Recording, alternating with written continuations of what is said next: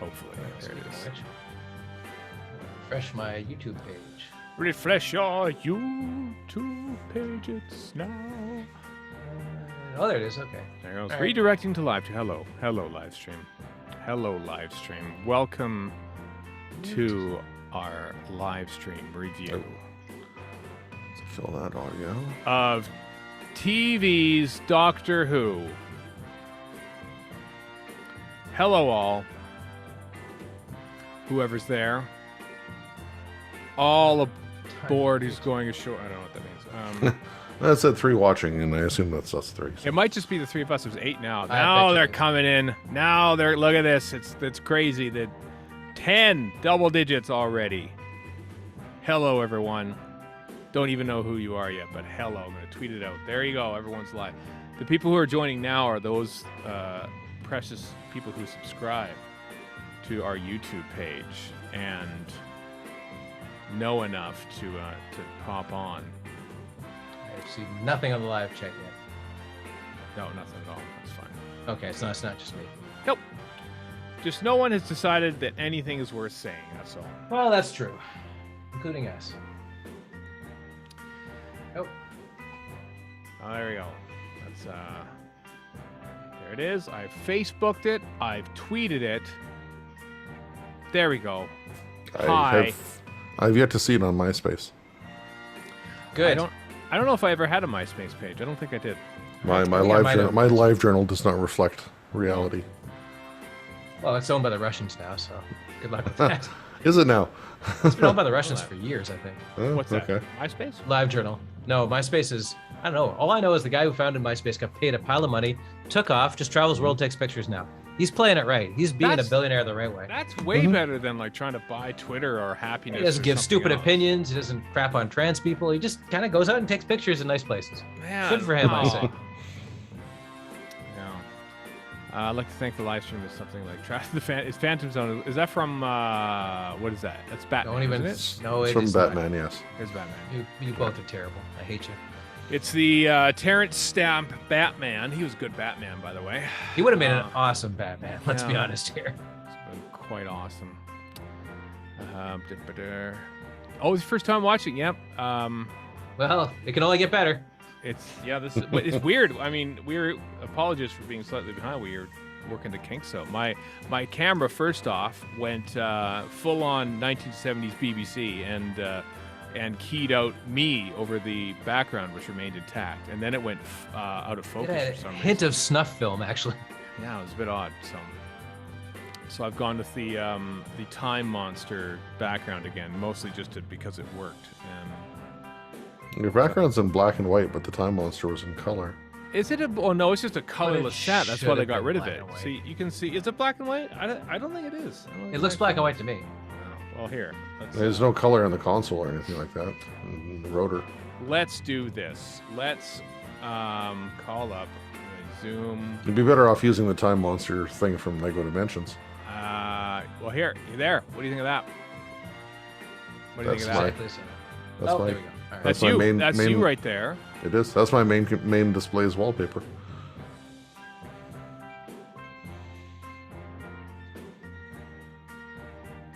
Being a weatherman is tough. I would not like to be a weatherman. Like trying to like point on the background and saying, and then you see here is like the upper high comes in, and then the Idaho high comes up from there, and it's like that's takes a lot of effort to do. You need to be in the old days when everything was just like magnets. Like a little magnet of sunshine, little magnet of rain clouds, whatever. I like those. I liked it, You and can then the just put them camera on would the just sort of, instead of like doing would just like sort of like do a slow pan around the map. We moved down into Thunder Bay. It looks like it's going to be sunny and 15 tomorrow, and Most importantly, it wouldn't matter what you wore because there's no there's no green screen. back green screen to like Or- mess up with what your outfit, whatever it Yeah. is. Color That was one of the best separation parts of old TV. When a guy wore a herringbone outfit and completely destroyed NTSC. It was wonderful. Yes, Michael, you are correct. Tegan as well as Ace are in the next time track. Spoilers, by the way. If you haven't seen Legend of the Sea Devils, I don't know why you're here, but and indeed the next time trailer. In fact, why am I here? Well, Warren, we've been trying to figure that out for 15 and a half years. Also, hi, Jake Simpson. You misspelled pedantry. Ah, There's that's the Jake point. That's the point he made. That is You the fell point. into his clever There we go. ruse. Okay. Right? Okay, I got you, Jake. Yeah. Yeah, for those of you new to the live stream, this is the part where we sort of like wait for people to come and join the live stream before we start the show. So we're not just filling time. I mean, we would be we would be doing this on the actual podcast. By the way, to the amusement of you two and presumably people in the live stream, I was trying to explain what a live stream was to my mother yesterday on the phone, and she's like, "Why would anybody do that?" And I'm like, "I couldn't tell you, Mom. I'm on one." Did you sign her up for a Twitch account? Oh God, yeah, I'm sure she's on top of that. Warren, You met my mother. You both met my mother. You know what exactly Yeah. what kind of salty language she'd use if you was proposed that. This Warren, this won't do as well on the podcast. So please show the live stream what you got yes. in the mail over the past week. Check this out, live stream. Look at that. A very disinterested BBC cameraman and his BBC camera. Oh, it's glorious. It's wonderful. Look at that. It only shoots in PAL in my mind. Well, of course it does. In color. It doesn't The have camera a BBC doesn't really show just how disgruntled this guy looks. He's great. No. He looks like he's tapping his watch the whole time. It's awesome. Is he waiting for 10 o'clock for? He is for certainly overtime? waiting for 10 o'clock. Lights This being man pulled. this guy is union all the way. I can tell you that. That's being pulled. And just a thing for the live stream only, I guess. He sits next to J. Jonah Jameson, my Adventure People cameraman and Lou Grant looking action figure, and the task cam recorder touched by Carl Bernstein. So I have a little journalism shrine in my living room, and that's where he goes. I will never watch this Tascam recorder again. That would be a very bad idea in the first place.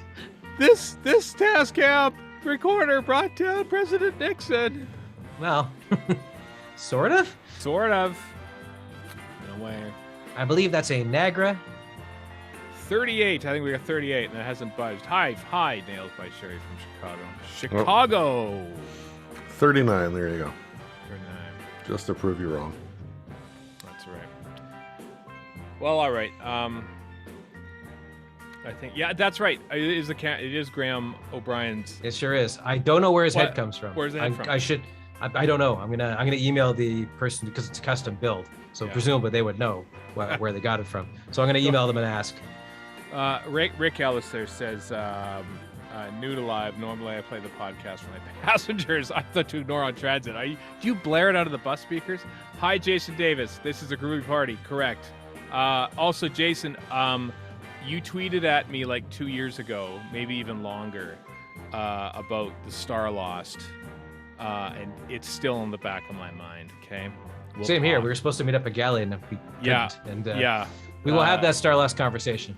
Oh no, there's gonna be a podcast episode about this. I mean, God, we have literally like a year and a half with one episode of Doctor Who, so I feel like we're gonna have to fill time with we can probably do a Star Lost one. April Fool's 2023. Just wait until you cats learn about the Star Lost. Or don't. You're not really missing much. 43. You kind of are, but yeah, you have to have a certain frame of mind that Steven and I have. Hey, South Carolina. Yeah, I know. Justin. So what did I call him? I called Jake Simpson something else. Julian. You have name blindness. I called him Julian Simpson because Julian Simpson directed an episode or two of Doctor Who. Directed the Ganger People episode, and his name was fresh in my head. And I ran into Jake Simpson at Gallifrey 1, and I called him Julian at the RFS meetup, as I recall. And he'll never let him forget it. Yeah. Oh, look at that! Just got a message from Sean Lyon about Gallifrey 1 next year. So I'm not saying a thing now. That's your live stream exclusive. Something's happening with Gallifrey 1 next year. What an exclusive! Yeah. 43. All right. I mean, it's like 10 o'clock in the evening. And before I ask, because some of you might have actually watched Doctor Who on BBC America. So what was in the comments below? Anyone who's watched it, did anybody notice what was different about the extended version? Was it just like literally interview clips in between segments about the segments you're about to watch, as they often do on BBC America? Because we want to know. We don't get BBC America stuff. In fact, I don't think I've ever seen an episode of Doctor Who on BBC America. I've never... I think it's just a fallacy. Yeah, it is a fallacy. Doctor Who on BBC America, crammed with commercials and nonsense. Yeah, as opposed to their streaming counterpart AMC Plus with commercials and nonsense. Oh, they have commercials on the I'm just streaming? gonna grab water. All right. Yeah, they do. They do. That is awful. That is awful. Also, I'll mention this in the podcast interviews. It's not even available for iTunes pre-order. Maybe it is on Google Play or something, but I have not seen What it is? on This? the episode in question. Yeah. It was in the States. I sent you a link like a week ago. Oh, in the States, but where are we? Yeah. Where are we? We don't No matter. We're Caresville, Canada. that's where we are. We're Canada. We don't matter. No, we don't. We only created the show for crying out loud, you know? Barely. That's funny. All right, 48 people. That's about our norm. One of these days, when there's not an episode on a Sunday evening that we have to cram together a live show for, it'd be nice to do one of these so people in the UK who are all asleep right now can Abu Dhabi, good gravy, yes. Wow. What time is it there? It's gotta be like 3 a.m. Wait a second. You can't watch this before you watch the actual episode. You can't do that. It's funny. Abu Dhabi, if those of us who play Wordle, it's like Wordle except with countries. The one on Sunday was United Arab Emirates. I got it because I know what that looks like. So there. So, well, hello to the Middle East. Wow, from one Easter special. That's our link right there, because the first Easter special, Planet of the Dead, was shot near Abu Dhabi, and this one was not shot near Abu Dhabi. But Where was this one shot? Good night for. It was shot in Wales. Oh, okay. Yes. That's where it And was shot. mini studios. Yeah. All right, folks. Next city, hooray! All right. Let's rock and roll as proper. What we used to do is we play the theme song, and then it begins, and then you can see for yourself how little editing goes into this show. Yep. It's Total amazing. shambles. It's amazing. So, all right. It's not fading. There it is. It's faded out. Okay. So here we go, folks. Radio Free Skaro is coming up now. Radio Free Skaro.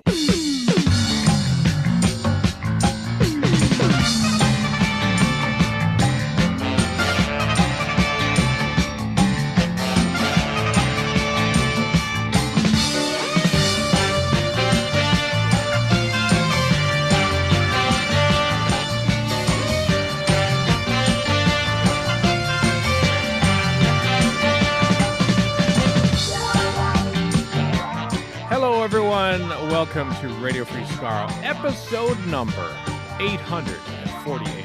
I am Stephen Edmonton. Born in Vancouver. And Chris in Edmonton. It's amazing. We get to review a new episode of TV's Doctor Who today. This is cherish this moment, Warren. Because we get one more this year. One more this year, and then one more 13 months after that. Ugh. Ridiculous. Make more Doctor Who. Come on, hurry up. The episode in question is Legend of the Sea Devils, the Easter special. The episode that aired at Easter in 2022. Well, it says Easter like lizards. Aquatic lizards. I tell you what, flies and boiler suits. Mm-hmm. That definitely says Easter to me. To quote, I don't know what your poop family eaters. celebrations Yeah. are like, but I don't know.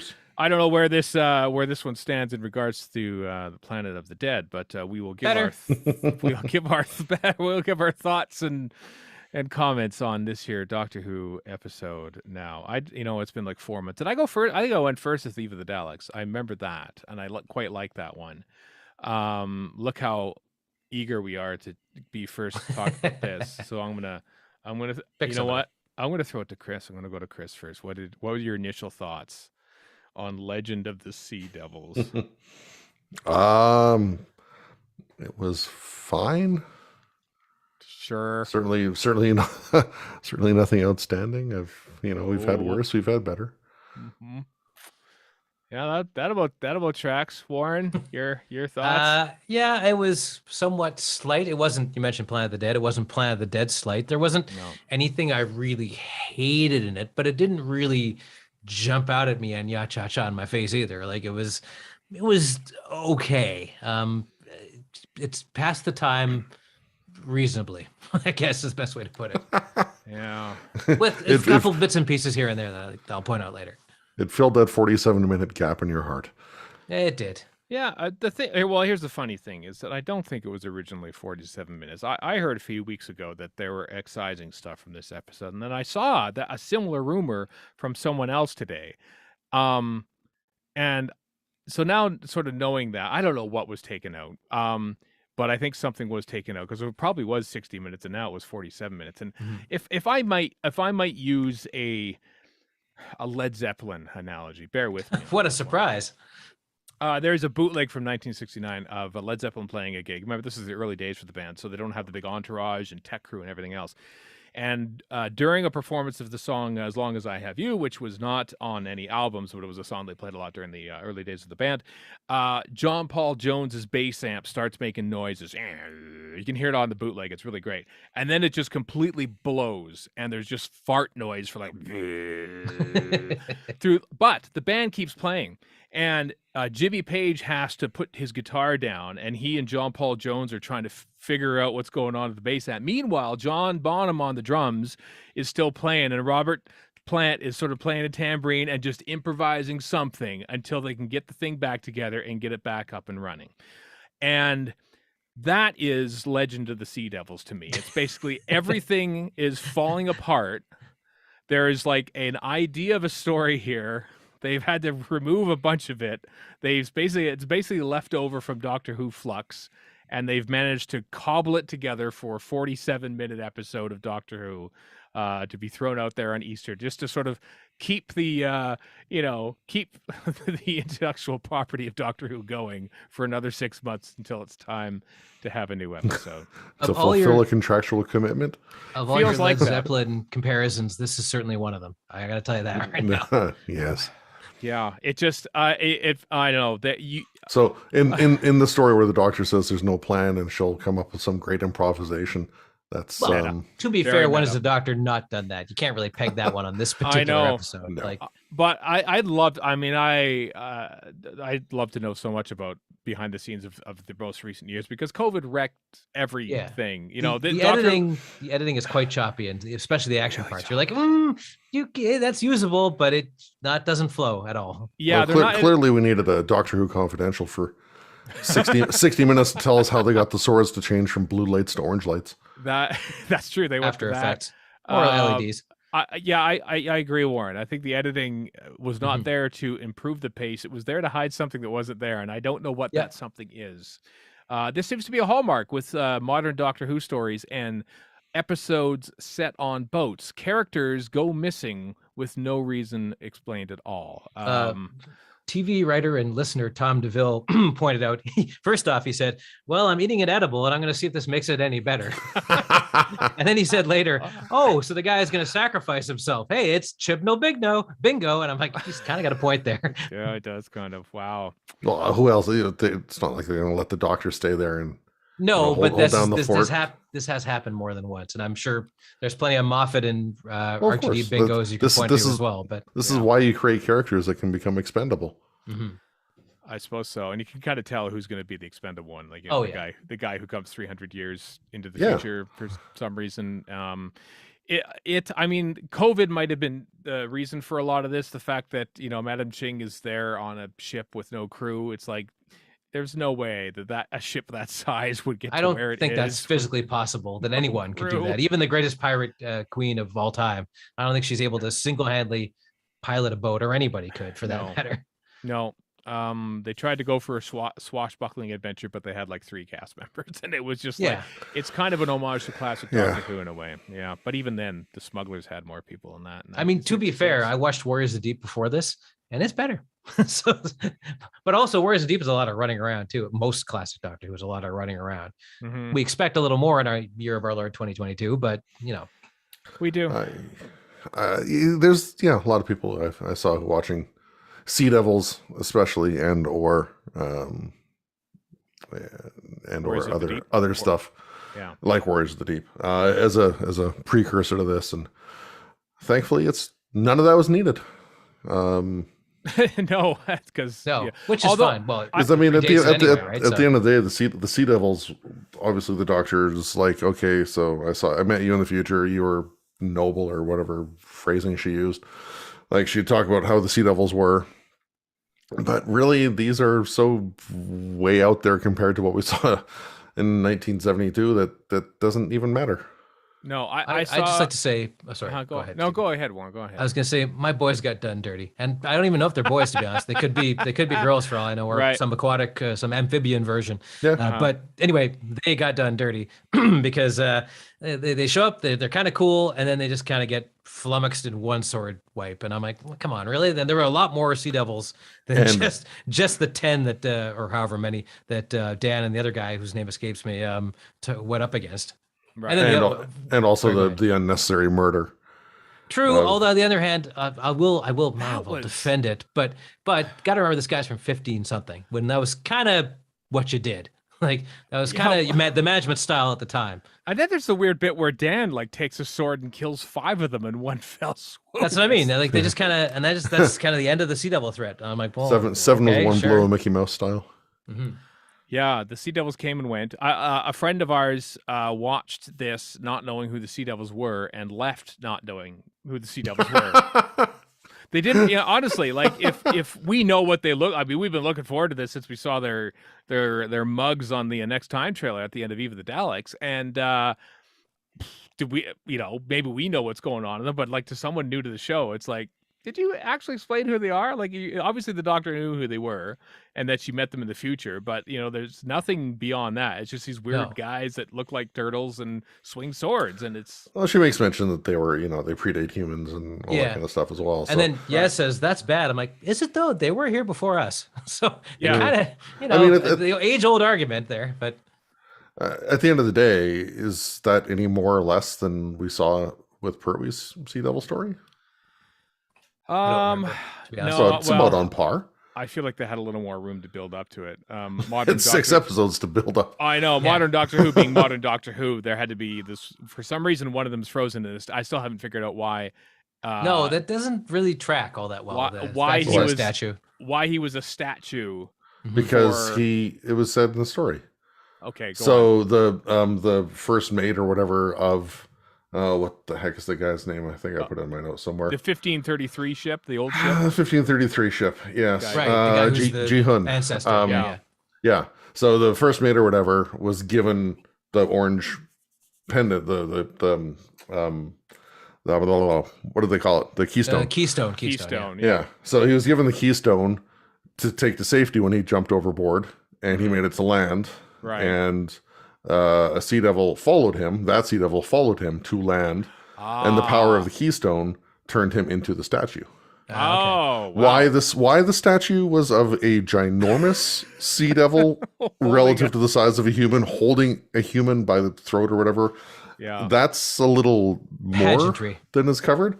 Yeah, but the basic, because that's one thing I wrote in my notes is like, why was the Sea Devil in the statue? How long was he there? And because he followed the crewmate to land and got done wrong by the keystone. Like a common milker or something in the garden on Trocken or something like that. He's a common milker. Something like that. So I mean, it was explained because at the outset, cause that was one of the things. One of the things I didn't like about this story was the storytelling. There's a lot of stuff that's just presented as fact. Yeah.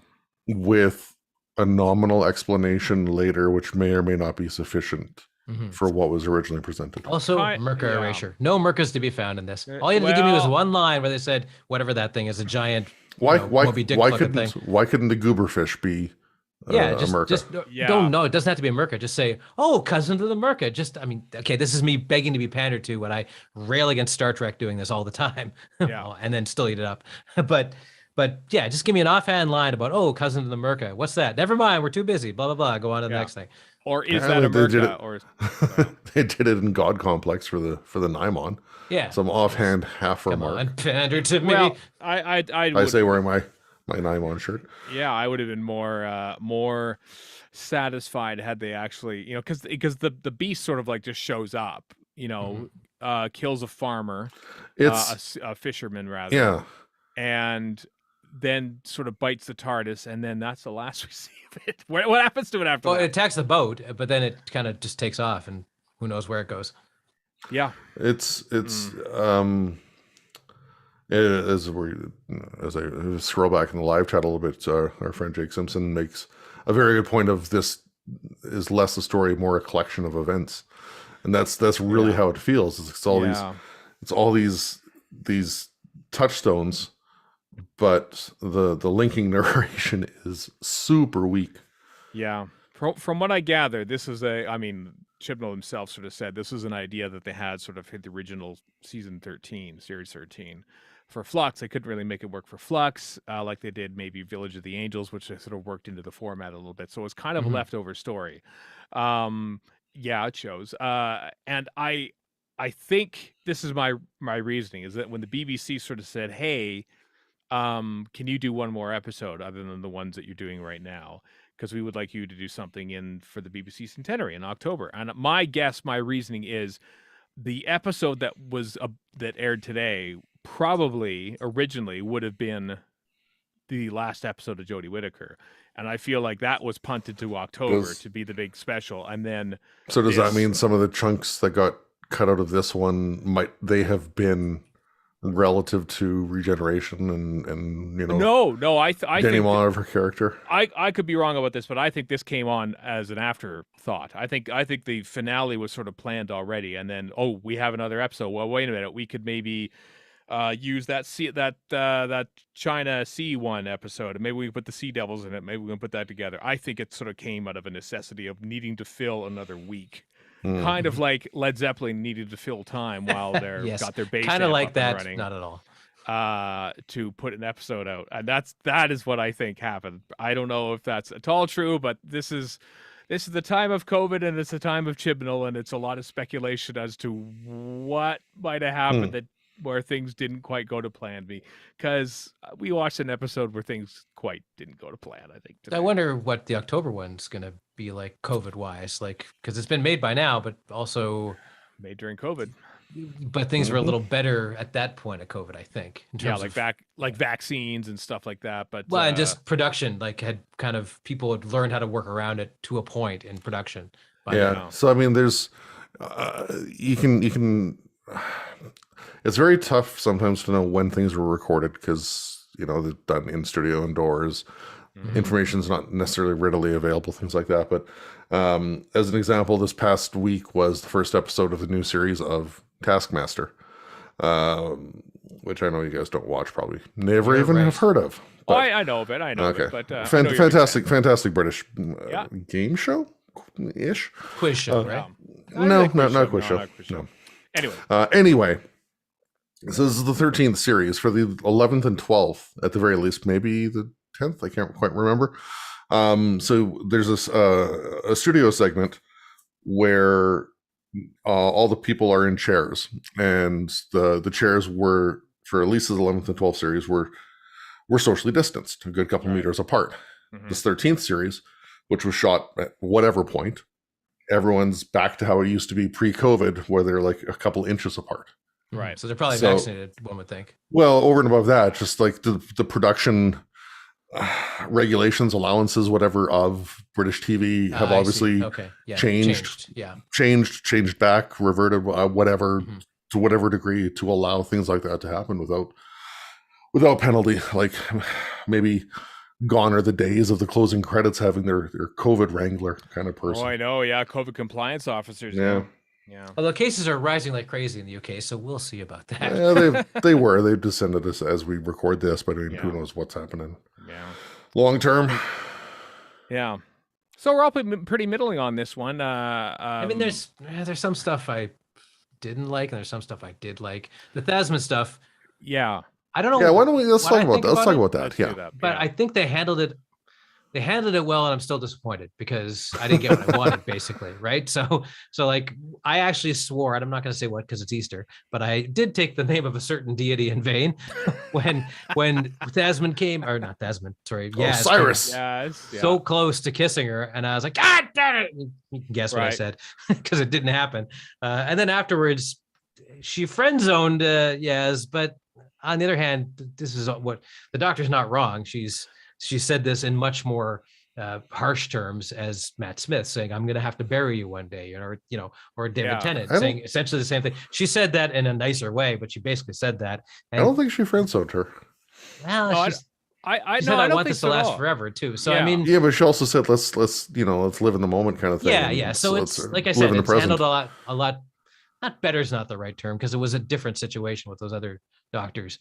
Because the benchmark I've kind of used across anything like this has been School Reunion, where the Doctor and Rose are having their conversation, and the Doctor says to Rose, you can spend your whole life with me, but I can't spend my whole life with you. Yeah, let me qualify this.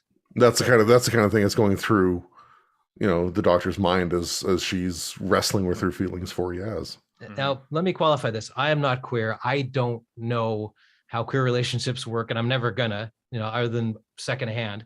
So I'm probably saying something wrong here. So please, somebody who is queer, correct me first of all, and give me your opinion second, please, because I'm just guessing on this. Right.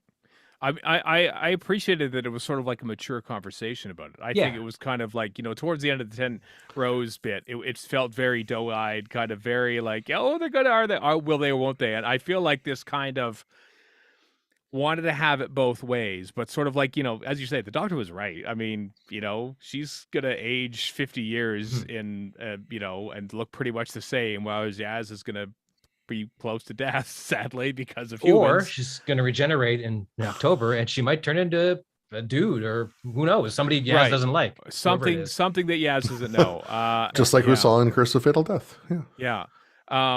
But I do like that they sort of dealt with it. They did sort of string it. They did string it along, but they also dealt with it. You know what I mean? At least insofar as the Doctor addresses things, which she has not. She has not done. It's not a Martha situation where it's just kind of like, her feelings just get blown off. Yeah.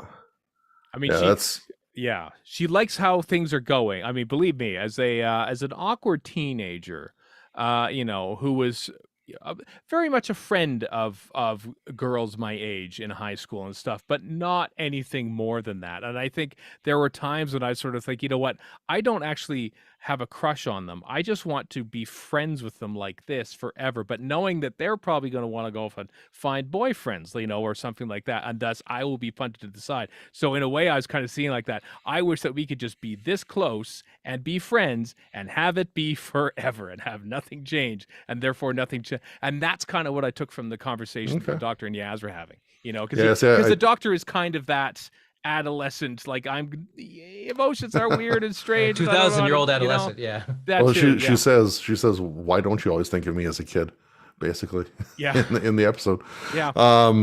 I still took a different outcome from that yes, a romantic thing could be on the table, should be, will be on the table, but just don't let it get too deep.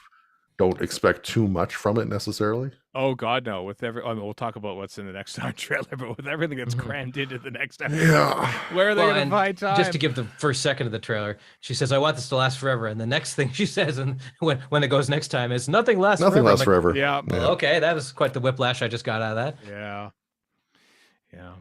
Yeah. So anyway, I like those bits, and I was kind of hoping they'd be coming in the episode, and when that sort of thread started finally piled up, which is kind of weird, because they kind of all of a sudden they just cut to Dan and saying, "Yep, I'm following this guy I just met, and we're gonna swim out to sea and board this boat and avenge this guy's dad's death, and that's what we're gonna do, even though the Doctor told me to stay put." Basically, he is removing himself from the plot so that the Doctor and Yaz can have a conversation about their relationship. It felt very that seemed COVID related too, because it's like I told him not to wander off. I'm like, when did that happen? I've seen it twice, and I don't remember that actually happening. So that was kind of papered over. And Dan's hesitation to wander off. He's like, well, I was told not to wander off, like he was an 8-year-old. Yeah. Although I did like how the guy goes, "Oh, so you must be 70, right?" And he kind of fudges his actual age, 42. 42. Yeah. Like spack off. So yeah, I enjoyed the because we were all expecting that and wanting to see more of that. And they did do something with it at least. They did, yeah. They didn't sort of just string it along too much. So I liked that. I liked the way the Sea Devils looked. Just their. I like the animatronics on the hero Sea Devil. Like, was it animatronics or was it CG? I don't know. No, that was animatronics. There's a lot of like sort of slight movement. I mean, I could be wrong about this, but it looked to me like that was an because they're gonna make one hero head that does all that stuff, and then the rest of them just kind of sit there and are like the background guys, right? But yeah, it looked to me like because it looked not subtle is not the right word because CG sometimes isn't, but it looked mechanical, I guess is the way to, in a good way, is what I'm trying to say. Or is CG advancing to the point where they want to make it look mechanical? It is on a Marvel movie. This is not a Marvel movie. Because the CG. I mean, there is CG on Baby Yoda, for instance, but is only to accent what the actual $10 million per episode. This is nowhere near that. And it's about the Sea Devils, not Baby Yoda. Like, nobody's going out and getting their Sea Devils lunchboxes. Come on. If only we had Doctor Who Confidential, we could find out how they actually animate. I'm betting animatronics. It's one thing, and it looks better, honestly. Yeah. Sometimes I made notes of actually how crappy the Sea Devil outfits were as far as speaking goes. Because the lips barely moved. You could barely tell that they were speaking. Right. They had a frickin' Dalek-style light-up pendant around the Sea Devil's neck that illuminated when it spoke. Silurians. Yeah. It did remind me. Silurians had their blinking third eye thing. Yeah. But I mean, it looks good, but in practical use, I think it was far less. I mean, I seem to recall them not moving their mouths at all in the old ones, at least in Warriors of the Deep. No, they were just sound sort of came out of their. They didn't even have mouths really in the Sea Devils, did they? I'm trying to remember how they moved. Well, also they talked so slow that you couldn't tell anyway. So it took half an episode to deliver a line. And you try to put that over on with it. I heard people complain about the sound mix again. That was another complaint on. That's why I watch Doctor Who and pretty much any TV now with subtitles. Yeah, if you can. I didn't do that for the first viewing, but I definitely did for the second. Yeah, and caught a few things that I definitely did not hear correctly the first time around. Oh, really? Yeah, no, I only watched this one time. I missed a few things too. I only watched this one time. Is that a damning indictment as to my of you? Yes. Of anybody else? No. Yeah, maybe. What else did we like? I know Chris. Okay. I was gonna say what I did like, but go ahead. What you didn't like, or what you did like? What I didn't like. Oh, I feel like our lineup for that is going to be okay. Well, let's keep going with stuff we like then. Well, if we like, I was okay with the Sea Devils having stolen the 1533 ship. Insofar as because the doctor's like, well, why do you need a ship? And basically the answer is the flex. Just a frick with you, just a mess with the humans. It's just a flex. That's all it is. Right. I was kind of okay, fine, whatever. Right. I was kind of hoping they'd have their little disc guns because why wouldn't they? Like, it's just because this is 18 whatever doesn't mean they have to have swords. They could gunpowder exists. We saw cannons. Yeah, they could have their like guns from before because presumably they were buried or slept with those in the first place, right? Mm-hmm. They had those from the before times, so why wouldn't they have now? I mean, it's a minor stupid point to complain about, but well, I mean, in artificial is the only thing. Like, they have swords because it's a swashbuckling pirate story. Yeah, it wouldn't really work. That's the only reason. Right. It's the only reason they have swords. Yeah, it's like you don't wear forest camo in the desert. You use the weapons that are going to be useful for you in your situation. How does that explain guys to go to McDonald's in full camo outfits? Jake Simpson in Arizona? Why don't you explain this one for us? In that regard, I mean, I actually think the Sea Devils are one of the better monsters because they actually adapt to their surroundings more, and that they are. That's fair, yeah. You know, Silurians just go, I'm naked, and you're going to deal with it. Right? Except Madame Vastra, I guess. Yeah. So basically, Warren, what we're saying is you desperately needed a Merca reference, and you needed to have the little round circle guns. The very thing that I give you a hard time about, I am just as guilty of. There we go. You need to be placated. You need direct references. No one I don't mentioned need them. Bulick I would like them, but I Wars don't of the need Deep. them. Right. What a shame. Also, for some reason, if only a human being directly interfaced with a computer. where's Maddox? Where's our sync operator? Oh, why isn't man. every single woman in the cast slathered in clown makeup for no particularly good reason? Why didn't anyone try to attempt karate to defeat the big giant sea beast? That's the obvious answer. I call it the goober fish. Goober fish, I like that. And there's always a bigger fish. There's always a bigger fish. Was the goober fish the bigger fish, or No. was the goober fish was eaten by the bigger fish? Yeah. Okay. R.I.P. goober fish. I went to the length of checking a script for Phantom Menace to see if it was one word or two gooberfish. and the result is one word. It's one word. Okay. What do I call this? I'm George Lucas. Gooberfish. I'm so funny. There is the Sea Devil, for some reason, for the first and only time in the episode, when it boards its ship, just jumps about 50 feet in the air to board the ship. He does a Hulk, basically. What's the deal with it? It does a master in the end of time. I'm thinking, okay. And I turned to Erica when I was watching that. I go, they fly now? They fly now. How dare you? How dare you? But It's also, like he has very it's thick like a legs, pterodactyl. They don't actually seas. fly. And he uses his fins on his feet to fly, just like the Submariner does in the Marvel comics. Sure. He has wings on his feet, pedants. Calm down. I know don't that. know. I know that stupid explanation is even stupider in the comics. Well, and then they cut. This is why I think there must be something that was cut out, because I feel like there was probably somewhere where the Sea Devil went back to his ship, because literally he jumps over to his ship on the other side of the bay, and then he's there, and the Doctor goes, "Oh, it's the Sea Devils," and then he's there standing with the Sea Devils on his ship. It's like, okay, it was a weird cut. There was weird But also, cuts how come he can Thanos with green mist all over the place? Like, that doesn't make any sense either. Or at least they don't explain it. They got like a teleport system now, I guess these cats do, with their science, which is kind of what I liked about the original Sea Devils and Silurians is that you look at their tech and it's just like weird. They use their third eye to like open doors and stuff. But these Sea Devils just have big metal handles that chunk down, and it's like they just walked into any generic control center. It's not like the Zygons with their Zygon-y controls. Yeah, it didn't seem very Sea Devil-y at all. When you look at their attire and their swords and everything, and now they just have this precise metal handles to do whatever, to flip the earth around, to make it water. Or MacGuffin the MacGuffin by MacGuffin. Yeah, and then they just sort of disappear. Everyone just sort of disappeared. It was kind of frustrating, this episode. A little bit. Yeah. Chris, you got any? You got some? Yeah, you're not in there. Live stream. We're doing this in a live stream again. When Chris went like this. That's what he did. Thanks for the visual on the audio podcast. What gripes do you have, Chris? This is. I mean, I've got notes. I've got some notes. I'm sure Warren will be itching to chime in here and there as well, especially probably. Some but of I'll wait. more negative aspects. I don't know, whatever. It's all good. Right. So I was surprised at the amount of English spoken in 1807 China. I'm not. Let alone 1533 China. Isn't that the TARDIS translator? What happened? TARDIS wasn't there. Just let it happen. TARDIS wasn't there at the outset, so no. Just let it. I think that's screen convenience in that case. It might have been absolutely. It might have been less better had they attempted to speak the proper dialect and language or something in those situations. I wasn't sure when it happened. I wasn't sure when it happened, so I looked it up. The British did not control Hong Kong until 1841, so it's definitely not that either.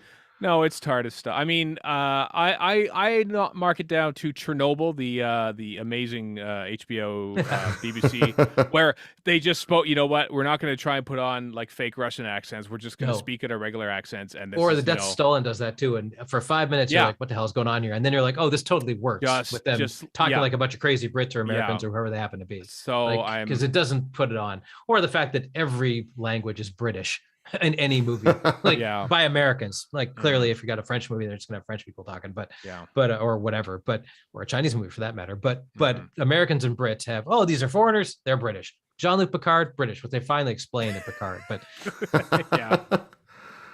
well, I mean that's the reason the Germans are always played by Brits as well, I guess. Yeah, exactly. It's just freewheeling evil. If you need an evil guy, here's a Brit. Mm-hmm. From a storytelling perspective, I was honestly surprised to see the Sea Devil in the cold open. Not just the statue, but like, full on in the flesh in the cold open. That I for some reason anticipated that we were going to get maybe not a different or more grand introduction, but a later introduction. But nope, there they were, right at the bang of right at the start, and it's like, okay, cool. If you're going to call it Legend of the Sea Devils, you might as well put a Sea Devil in there. Who are we? We're not Terry Nation here. We're not waiting until the end of episode 1. Yeah, we're not doing that to you. You wanted a Sea Devil? Here's your Sea Devil. There you go. That's fair. Again, I still have no idea why the Sea Devil was like 3 times the size of the human that it was being very held odd with the statue. And it's weird how I just recently on my daily Doctor Who watch came to Colony in Space, and the end of episode 4 is when the Master is like, he arrives on Xarius and he's posing as the adjudicator, and then for some reason there's a gunfight, and then he comes out there and to the Doctor and Joe says, "Oh, it looks like you two are going to become the victim of spare bullets." And then he points a gun at it. Ew, and then at the end of the next week, oh, nope, I'm just going to take my gun back. It's like, okay, you're just basically doing cliffhanger acting. You're suddenly homicidal during the cliffhanger, but then immediately not. And I felt like Madame Ching was like, I told you not to touch me before I kill you. And then she was like, whoa, geez, what's all this about? And then they go to the opening credits, and all of a sudden she's just sort of like holding him there. She like her mentality changed a lot before and after on a whim. And again when she told off the kid for hugging her. That too. Yeah, she definitely softened over the course. It was weird. It was a weird celebrity historical, so to speak, where we didn't learn anything about the celebrity. This has happened before with I can't remember the name of the nurse in the Sontaran one, but the same thing. Here she is. It's a big deal. Oh no, it Mary isn't. We just kind of brushed her off. Mary Seacole. Yeah, exactly. A supporting character in it. I mean, it's great. It's great that they're raising. Hey, here's this person from history, but then. You're just but then tell me about them. Don't give me they're a great pirate. Okay, I kind of guessed that from them pirating. We didn't get a hell of a lot about like Mary Seacole, for example, but I think we got a little more. Yeah, we got more than I thought. That's true. That I knew about her. To be fair, but I mean, which is not a lot. So yeah, same here. They made it look like Madame Ching was gonna be like the big lead character, and she's really not. She's and then not only that, this guy from the 1500s whose name again escapes me comes in and starts barking orders, and she goes, "Okay," and I'm like, "Wait a minute, why should she be listening to this guy? She's in charge. You're 300 years older than I am. You know nothing of this time. You don't even know what Twitter is yet. I mean, Thank God, lucky guy. Oh. Anyway, your notes, Chris. Moving along. I love the whole Sea Devil land parasite exchange. Because at the end of the day, the Sea Devils didn't call themselves Sea Devils. That was something thrust upon them. Land crawlers is what they called humans. And land parasite was the first one. I still prefer land bastards myself, but that's I like land bastards. Land crawler. Didn't Toyota make a land crawler? I'm pretty sure they did. Yes. Yeah, the Toyota. Isn't that how you get across the surface of Tatooine? Is on a land crawler? A land crawler, yes. Sand crawler. I know what you mean, but the one thing Steven has to correct. Well, my pedantry took over there, Chris. You got me. I admit it. Ladies and gentlemen, we got him. Yeah. No, I thought it was cute because all the promotional materials like Sea Devil, Sea Devil, Sea Devil, Sea Devil, and it's one of those things that gets lost that the Sea Devils never did. That's not what they called themselves. No. The Sea Devils. Yeah. when the Sea Devil was speaking, it was basically almost impossible to know, and so that's probably why we had the little necklace thing lighting up. Exactly. It's like a Zoom window lighting up when someone. Yeah, that didn't really bother me all that much. No, they're not doing much of anything. That's what bothered me. Yeah, I don't know. It's just I'm of the opinion and rightly or wrongly that if a character is speaking, you should be able to figure out that they're actually speaking. Why would they wave their arms? I'm the one who's speaking. Look at what they've done in the past with the Daleks. How Daleks would move irrationally around just to indicate they were the ones that were speaking. So. They still do. Yeah. So it's. I want to see some flailing by the Sea Devils. Just outright flailing. What is going on? Like a Muppet. Stranger things has happened, to say the least. Yeah. Sea Devil and the statue. We covered that. Mm-hmm. So when the Sea Devil got awoken, whatever from please don't say that. We're gonna have a headline: in the mirror tomorrow. Woke sea devils. Yeah. When it got freed from the statue, what exactly triggered the call to his comrades? Were they hibernating dormant? Were they just He said that cruising they've the woken them up. seas? Like as he's giving a speech to them, he says, "You have awoken to Yeah, help me and come to my aid or whatever, Yeah. the aid of Gondor." But like, what exactly, like, how did that actually happen? I don't know, because it's not. Oh, I think they papered over that too. Yeah. Why do the Sea Devils have a ghost ship for the flex? I mean, it was a pretty cool flex. I mean, that's reasonable. Yeah, that's all right. The establishing shot, quote unquote, of the ship in 1533, which was just a static painting, looked super duper icky and fake. And I hate to break this to you, Chris. Many films have had super icky and fake paintings introducing of course. things. So in my notes, yeah. For instance, God. Yeah. That's a whole thing. Yeah. That is horrendous. It looks like an allergy medication commercial. It's that bad. It's just horrendous. Yeah. It looks like it had no budget, and it had a budget. Bad. Anyway, Budget. my in my notes I put it may as well have been the stock Viking boats in Time Meddler. It might very, very well have been them. Yeah. I mean, Red Notice cost $250 million to make, and there are better shots in this than there were in that. I've still not seen that. Don't. I'm never don't going see to that. see it. So Don't see that movie. It's terrible. Favorite line of the episode: "No ship, Sherlock." I like that one. That's my least favorite line. I think that one resonated with I'm a few come on, really? That's a bit kind of an easy one. Yeah. I enjoyed it, but I enjoyed it. yeah. I kind of liked where she goes. I was spoiled. I want to say that line, but I forgive you. I thought that was kind of nice.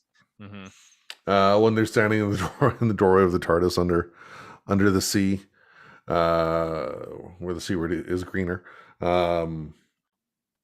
they start talking about their feelings, and then they quickly move on to solving the problem at hand, and just Mandip Gill's performance of Yaz just holding back her feelings when all she wants to do is just let them out. Yeah. And she does a very, very good job there. It was a good performance. What you could tell is just sort of brewing up, and then when she realizes that the sea floor is disappearing, that she has to okay, this is probably important, but she sort of has this sort of coming down moment a little bit from the emotional intensity that she thought was going to happen, that we all thought was going to happen. But it never did, because of the Merca. The Merca spoiled it. The gooberfish. Yeah. Yeah. Yeah. I mean, this sounds like we hated it. I don't think we hated it. We just were nibbling on it. I mean, there's always good. There's always bad, but hate, love, definitely in the middle. I don't hate it. I could sit and watch this again. Am I going to be in any rush to do it? Probably not. Exactly. Yes. I'm not, because it's not available on iTunes in Canada as of recording right now. So I know it is in the US, but once again, the availability of Doctor Who just changes from episode to episode, it seems. But I don't know. It just I'm more fascinated to find out what went wrong with it than I am wanting to watch and find something to enjoy out of it. This is where how I work. So, especially coupled with the fact that Chibnall's contributions to Doctor Who magazine were so minuscule versus, say, Moffat, for example.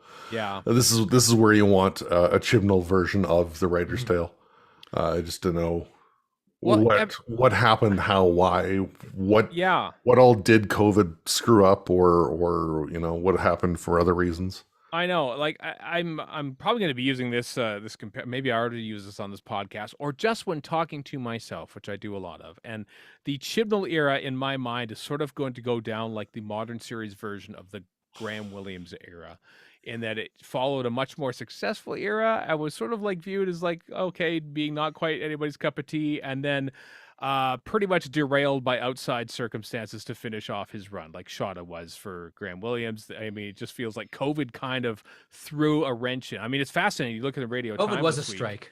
Yeah, you look at the Radio Times, strike. like 2 or 3 months into COVID, May, June of 2020, they thought, are we even going to make a new series? It was that close to being completely canceled, and they would have just said, well, we're not. If they had to not make Doctor Who for a year, they probably weren't going to make Doctor Who again with that current team. And Chibnall and Whittaker but it would have been two and done. So it. Well, I mean, hence. Well, not even. Well, yeah, I sort of been tuned anyway. Sorry, but yeah, there's this stuff surfacing this past week or whatever about Chibnall maybe not being there after Series 12 because of COVID, not knowing how to handle it. Yeah, it felt like we're doing this to get it done with. I don't know, and this feels kind of like that. Like, here are the last scrap. We're salvaging something. It felt like a bottle episode, kind of.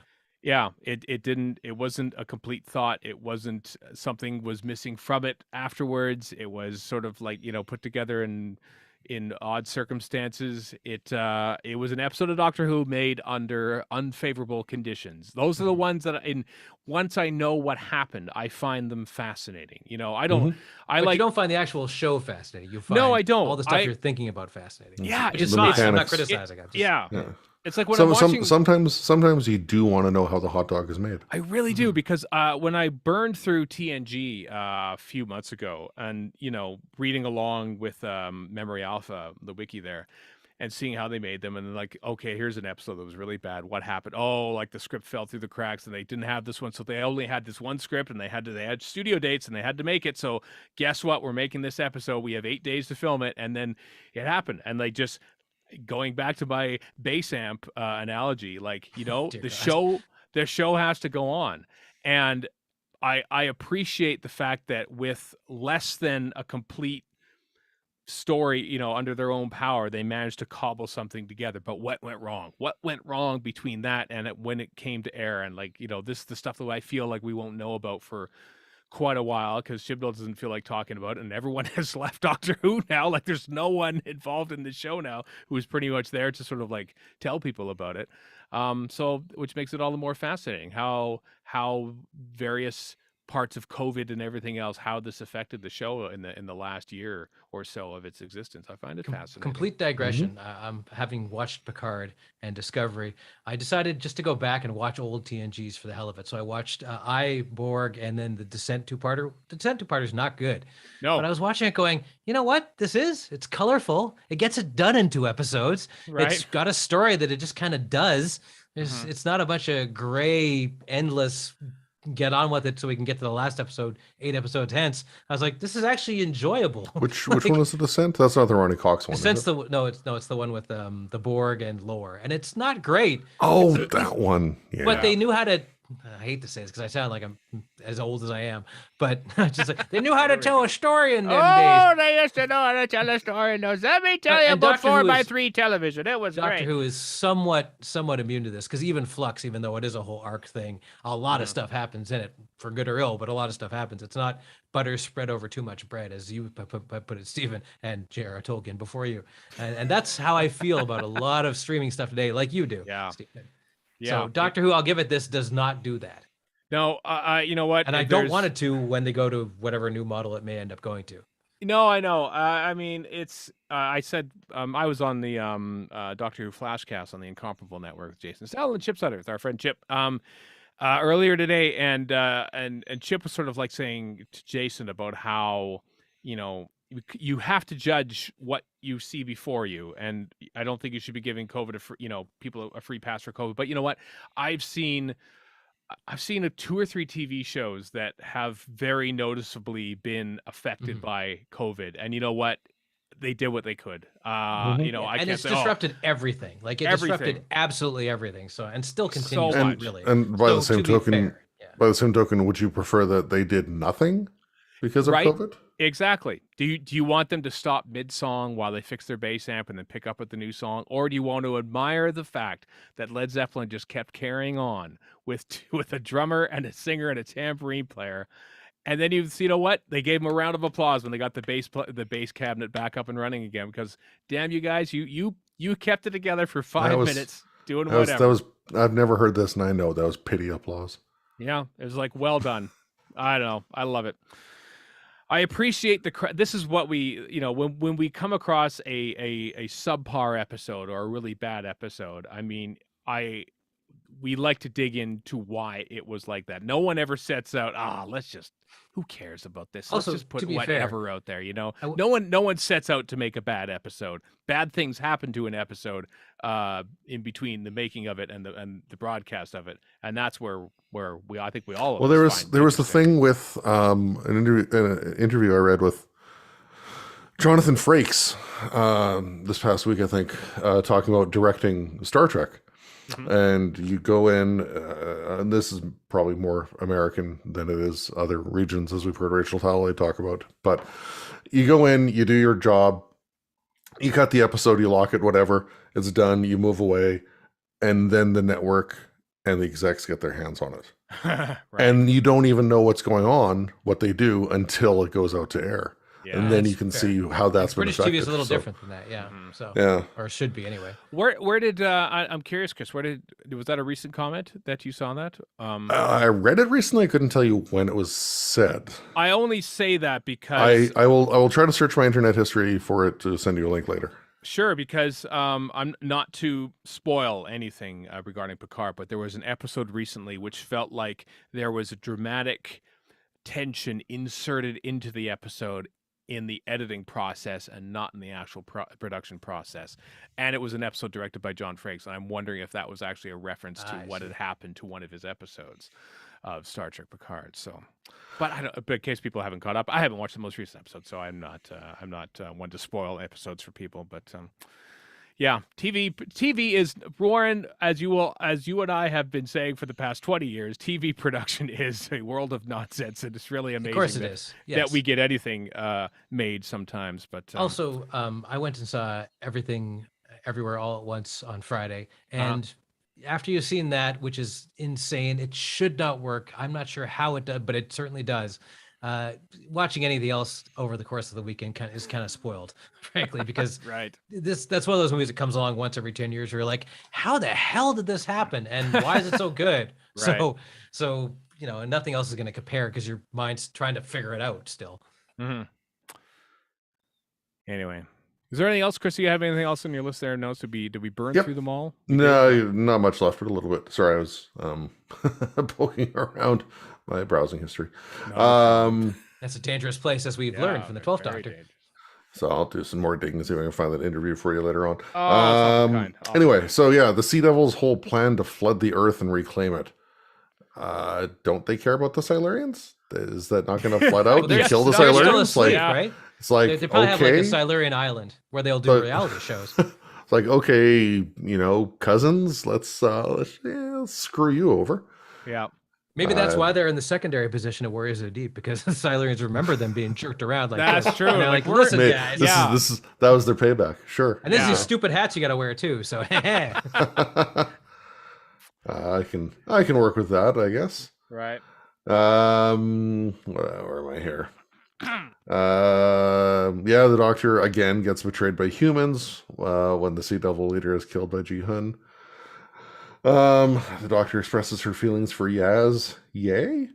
There we go. Presume, and so at the end there, they call Dan and Di. I forgot all about that. The whole situation with Yaz and the Doctor obviously got Dan thinking about Di, and phones her and talks to her when she calls him back and such. And there are, maybe. I was wondering, has she screwed around with this phone as the Doctor sometimes does? And are they still in 1807, or is that present day beach that they're on? No, it's still 1807. Okay. Yeah. Just like Rose could call her mother in that's contemporary times. Yeah. So it's that I just get the impression that that's a rung in the ladder of Dan's future. He'll go off with Diane at the end of next episode. And that's good. If that's where they're going, that's great. They're not having to kill him off or separate him by dimensions or turning him into a puddle of water or something like that. It's what? Yeah, I hope Yaz gets a proper send off here too. I hope she doesn't get puddle watered or whatever. puddle watered. Yeah. I suppose we'll see. In the next episode of Doctor Who, if we're ready for that, in 6 months' time, with the trailer, we'll be more than ready, but in 6 months, I'm sure. The next trailer. Before we get to the next time trailer, that was the end of my list, other than the trailer. But I'm curious if Warren had anything else to contribute. No, you pretty much covered everything. We got it all. Yeah. Yeah, I think we've Except for this sliced. trailer, which I'm sure will take just about as much time on. The trailer. How many times? How many times did we all watch it? I've only watched it the once. I've 7 or skimmed. so. I'm literally I'm just speed scrolling through it right now, which is there it is right there. Where there's Doctor Who and she's looking very, and then I haven't. Then there's Ace, and there's like it took me half a second to like. I'm wait a second. fan. That's 'Cause, Tegan. Yeah. I did not figure out it was Tegan at first, and then Ace showed up, and I actually did this. I actually did that. Right. And then I went back. I'm like, I know I'm supposed to. Oh, that is Tegan. Okay. I very much out loud said, "Holy bleep!" Right. At the end of it, yeah. I mean, well done for keeping that under wraps. I never heard boo. I mean, I think I've heard that Daleks might have been back, but then again, you just like there were rumors out there. Yeah. Yes. Oh, and the Daleks showed up at the first couple frames. I said to myself, these guys again. Yeah, again with the Daleks. Okay. But no, Nyssa. I mean, that's what Nyssa, Ace and Tegan. That's what all this talk about. Oh, let's get doctors back and everything, and we'll try and pretend we'll have to explain away why they don't look like they're from 1986 anymore and everything. But yeah, you don't explain this. They're just it's later, the end. It's their natural timeline. This is what's so intriguing to me. I wonder what's it. Obviously, Tegan and Ace have been working on their laser rifle technique over the past 30 or 40 years, which is kind of I could totally cool. see Ace doing that, but Tegan left because things were too violent. So maybe she did a hard left turn on that. She's into violence now. Yeah. So somewhere pre-credit sequence she's now Britain for the British Brexiteer. Yeah. Oh, I hope not. Please don't bring that in the world of Doctor Who. Pre-credit sequence of the anniversary special where like Tegan's at her Auntie Vanessa's old place in London or something. There's a knock on the door, and it goes, and there's like a rifle in a basket on the bottom, and Tegan looks up, and it's Eric Sayward, and says, "Here, you'll need this." And just like, yeah. And he teaches her the ways of the Force, of how to fire off a machine gun, like a proper companion. You know that picture of Oscar Isaac going, ugh. That's the face I'm making right now. Minus the handsomest Oscar Isaac. Yeah. Is that a Moon Knight thing? No, it's a meme from Rise of Skywalker where it's just he says somehow Palpatine returned, and then they find a frame of him going, oh, just to comment on how dumb the idea is in the first place. Just waiting for that. Fair enough. Well, because it's dumb, so that's so my favorite part. I'm just going to put it out there of the trailer is the Rasputin-looking master. I know he's super clean cut, and then he's not disturbed. Clean cut. He is more evil clean cut. I'm like, no, that is not right.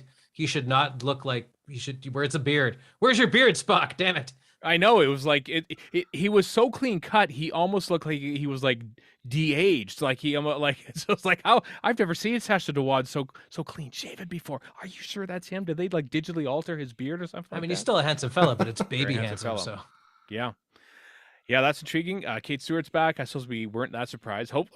Let's face it, we kind of hoped that she would be back after her like passing off in the last episode of Flux. Yeah. Vinder's back in there as well. Vinder's back as well.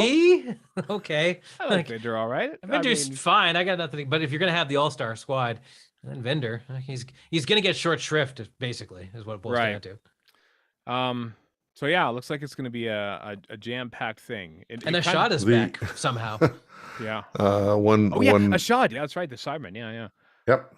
Well, yeah. When we saw the first few frames of the Daleks and the lone Cyberman with the Cyberman behind him, my first thought was, are we flashing back to something? Or that's exactly what I thought too. Yeah. But this is all new stuff by the look of it. So you reverse the polarity of the tissue compression eliminator and unshrunk him, I suppose. Yeah. Like honestly, like we see brief shots of the Daleks and stuff, but honestly, the Daleks were in flux and we barely saw them. They just sort of floating by. I mean, they could just be that, you know. And the master being mentioned in the Doctor's conversation with herself at the end of Flux. It's good. I think he's good to have that. He'll be the crux of the whole thing, I'm sure. Like he's got. Oh, of course, has to be. Yep. But the what's I going to say? Orange spacesuit. That's what you're going to say. That's important. Yes. It wasn't, but we can go there. Yeah. Some separate promo pics came out with both Dan and the Doctor in the orange spacesuit separately from each other. Honestly, that could be pre-title sequence. I mean, like, oh, they're floating out in space in their orange spacesuit, and then all of a sudden, oh, look, something else has happened, and then that bit is instantly forgotten. But hey, iconic orange spacesuit, which is like 16 years old now. I wonder if it's the same spacesuit. That'd be really cool if it's the same. In the publicity still with Dan, the helmet, the glass visor of the helmet is broken. So curious to see what that's all about. How tall is Jodie Whittaker? There's quite a difference there. Whittaker 5'6" or something. Yeah, 5'5". Capaldi's close to 6 feet, so that maybe some alterations on that spacesuit if it's the same one. Well, Tennant was I'm sure they're going to imply it's the same one story. Tennant was a lot taller than both of them, so yeah, still is, in fact. No, it looks very intriguing. Jamie Magnus-Stone directing it because they shot it during that block, I think. And that's what I was going to say. I had a brief exchange with somebody on Facebook about the trailer, and I had said how I'd heard rumblings of Tegan and Ace's return, but I didn't necessarily believe them until I saw it happen, kind of thing. This is why I stay away from your such nonsense. I was completely surprised. Yeah, their response was, well, if that's what they're going to show us in the trailer, what aren't we seeing? But that is also the fan trap, based on the Star Trek episode, The Man Trap. because which is also a method to get across the surface of Tatooine. Yeah. They're not wrong, but also by the time October rolls around, God only knows what insane construct fans will have come up with. That's true. October. 6 months to speculate. Yeah, in a week or so. We'll get to have much sooner than October. Yeah, Ian and Barbara are in fact the Daleks or so. Who knows what? Yeah, I'm intrigued to see what. I mean, now that we have we don't have an air date, we have an air season. We don't have a title, but we have an assurance that there's going to be an episode. I'm wondering, with everyone I saw Mandip Gill doing the odd appearance on a BBC show or two this weekend to promote the episode because Jodie Whittaker is like 6 months pregnant now, and like everyone else is like gone for the show, so they have to sort of cobble together anyone want to promote this thing that you shot like a year ago, but nobody is actually, there's not even a head office anymore in Rothlock to work on this thing.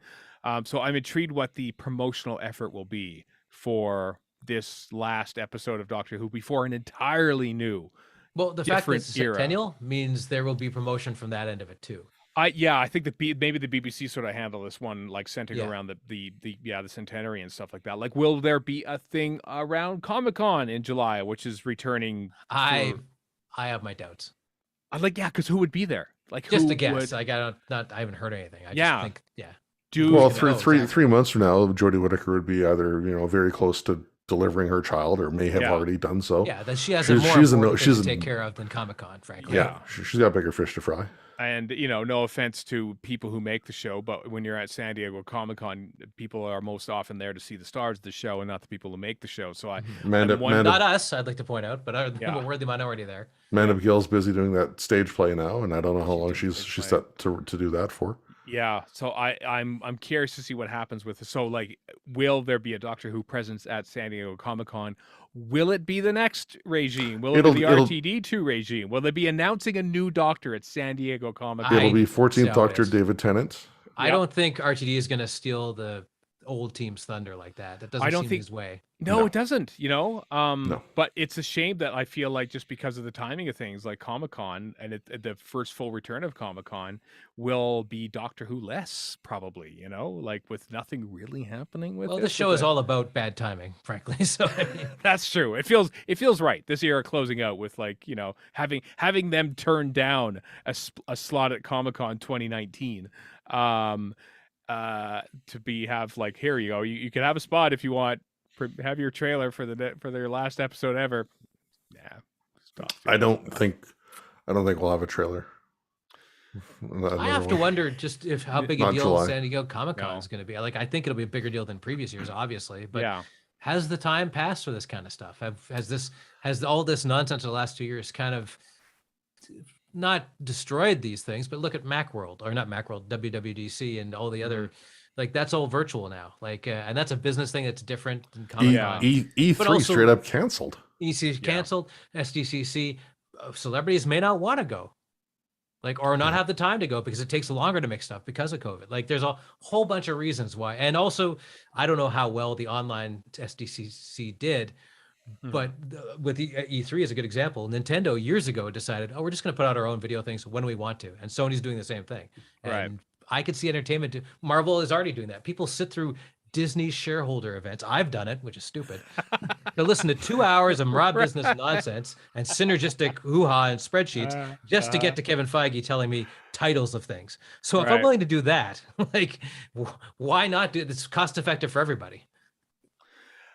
Yes, you make a good point, but there's, I mean, it's also more than just a trade show. It's also a convention where people go to, and the Wizard Worlds and those I know. conventions are going on as we speak. I just think in general, those things are going to be a little more low key than they used to be. Yeah. For a bunch of different reasons. Gas, plane ticket prices, all sorts of stuff.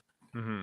Yeah, it's intriguing. I haven't been following the Comic-Con news or anything. I don't know how far in advance they announced guests or anything like that, but as to what will happen there. But yes, as mentioned in our chat on our live stream by Steve Manfred, Russell T Davies did say that, he's waiting until the Chibnall era is over before they sort of like properly take over. But and I suppose, what I mean, with them making that Nilly show, which might not take that long. It's only 3-hour-long episodes, but that's what they're making right now at Bad Wolf, and so they're not even making Doctor Who right now. But I imagine that you have a pretty good lead-in time that you could wait until like October, November to actually start recording that 60th anniversary special, which is going to air and in 13 months after the last Doctor Who episode. Although it's at some point you don't even need to announce a new Doctor until you start recording then. Other than so what do you do at the end of the centenary special? Regeneration, cut to credits, no new Doctor shown? I don't think that's going to happen. I think I don't see that happening. They'll show the new Doctor. I really don't see it happening. It would be intriguing, though, wouldn't it? Would it be cool to regenerate on a cliffhanger for the first time? No, it wouldn't be cool. Everybody would hate it, except you. Yeah. I don't know. It'd be different. It would go down like a lead balloon. Yeah, it would go. Everybody would accuse them, rightly or wrongly, that you never actually planned for anything. You have no idea what's going on. You know what Twitter's like. They would be baying for blood at the very thought of this thing. That's true. Well, we'll see. 6 months time. Depending on what you believe, new Doctor's already been cast. It's David Tennant, and we've got to slot him into film. Mm-hmm. So, but who knows? Who knows? One thing we did forget to report on, it's not stats as such. We'll have overnight viewing figures to mock them, but not in Warren's case. We're actually going to play them up to annoy Warren. But no, our official Twitter poll of what did you think of Doctor Who: Legend of the Sea Devils? Here are the results. As of recording, it's still open for 6 days. If you want to wager in on our Twitter page, 16.9% loved it. 31.6 liked it. The exact same percentage said it was okay. 19.9% said it wasn't for me. So yeah, I kind of less enthusiasm for this one. I did. It was okay is where I'd cast my vote. Yep. Anyway, the article about the next episode of Doctor Who is on the refreshed DoctorWho.tv website. It's all completely new. They even have a randomized story. You can just hit a random story and it will select one. I feel like we could almost use that for commentaries or something in the future. I mean, how fun would that be? Not as much fun as you think. So I don't know. If you want to check it out, DoctorWho.tv, which is the home of Doctor Who. I mentioned that the Legend of the Sea Devils is not available yet on iTunes in Canada. I think it is in the US. You said, Chris, I think earlier this week to me in private. Yeah. But the Blu-ray for both this and Eve of the Daleks is coming June 28th. So they're packaging 2 episodes together, but you got to wait 3 more months for a 3rd episode. So kind of hoping they would have packaged them all together, but maybe one day we'll just get a whole Jodie Whittaker set on one. I would assume as we did with I was going to say Eccleston, but I mean as we did with Tennant, as we did with Smith, as we did with Capaldi, because I bought the Tennant and Capaldi sets. Yeah, so. I want them nice and compact, and I also want Russell T Davies to keep at the very least the current logo, which I think is great. It's not going to happen. No, you got to keep it, Russell. Listen, RTD. You better know this if you're listening or watching.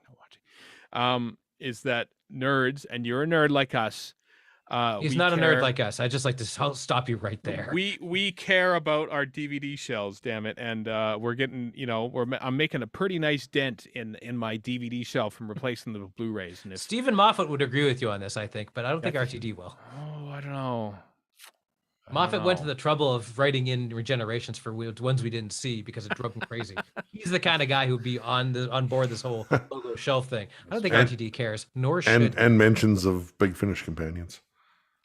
That's true. Yeah. On the other hand, Moffat changed the logo a couple times around. So he did, didn't he? He did a couple times, even subtly at times. But his era also brought Matt Smith's face back to the opening credits.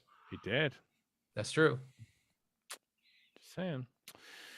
Anyway, on that note, let's take a dip back into the past for our weekly segment. It's called The Time Lash, where we look back at what aired this week, for the most part, in history in Doctor Who, and talk about that. It's funny. I just looking on the website, tragicalhistorytour.com, which is where we get our info from. And I just noticed, there's another Sea Devils episode that aired this day in history. It's today's episode.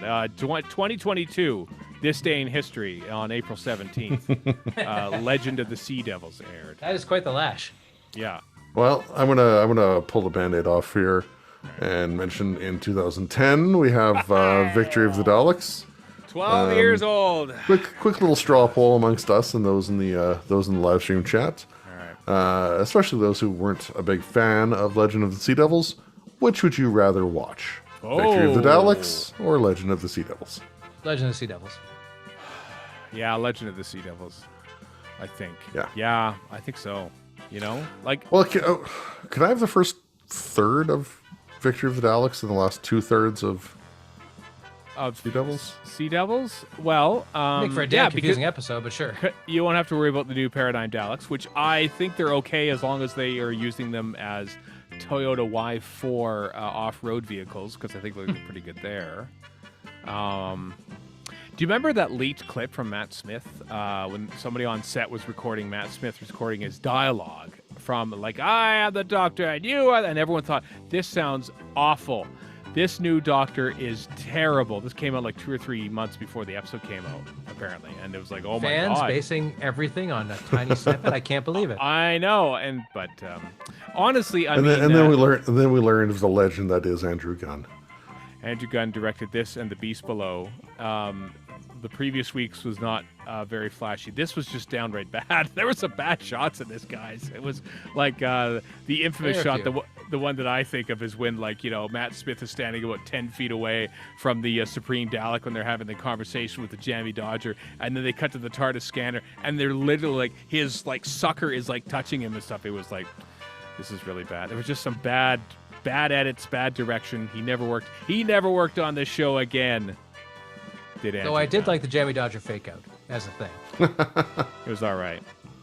They made a big, it felt like the Daleks, the new Paradigm Daleks, were not only going to become the new Daleks, but they were actually going to start their own spin-off show. It had that hey, old Daleks, go away. We're going to go on our own adventures and stuff like that. But I'm sure that the Doctor might come by every single week to make sure we're doing okay.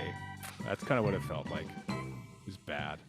Didn't like that. Weren't great. So. But Steve Moffat has acknowledged they were bad. But on the other hand, you got to give him credit for trying something at least, because the Daleks were getting a little old hat at the time. True. It was weird though, because they thought that Matt Smith should not be looking down at a Dalek. That was their main reason, because he was taller than Eccleston and Tennant. So they thought, well, they diminish in his presence. But also, you got to give Chibnall's era credit, because they did change what the Dalek looked like, and it was cool, and there was a reason for it. And so that totally worked compared to the new Paradigm ones. That's true. I do like the colors, but it's that weird bump on the back. They just seem bulkier. They seem needlessly bulkier, It's the junk in the trunk, yeah. Yeah. They're actually, and they appear in later episodes, and they don't seem quite as distracting as they do in Victory of the Daleks. In Thingamabob. Asylum? But also they're in, why can I not remember the name, for God's sake? Big Bang. There's a stone one in the Big Bag Pandora. Yes, exactly. Yeah. And I think there's an actual new Paradigm Dalek in the group of monsters too, and it just kind of works there. Yeah, when you just sort of throw them all together like that, like, like the Ford Edsel or something, to give a really timely reference. Yeah, they're still dumb, but they're less dumb. Yeah. So quick results of the straw poll. Very, very slim victory for Legend of the Sea Devils. Wow. Interesting. Well, you heard it here, folks. Legend of the Sea Devils won out over the Victory of the Daleks? Yeah. Okay. Only just, but yes. Yeah, okay.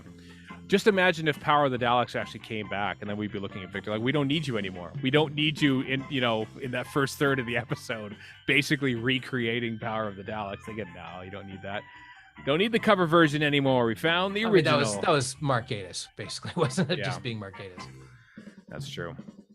What else happened this week? A couple of episodes 2 and stuff. I'm not as much interested in those. I'm interested in episode 1 of the War Games, aired April 19th, 1969. Kicking off Patrick Troughton's last story. Would not end for another 3 months. Essentially June 21st, I think it aired, the last episode. But yeah, very, very good episode, the War Games. The whole story is great, especially episode 1. Considering they were flying by the seat of their pants to do it, it worked out probably better than they hoped for. Certainly better than Legend of the Sea Devils did. Think about it. And they were working like a week out of broadcast at that point. Yeah. God, it's madness.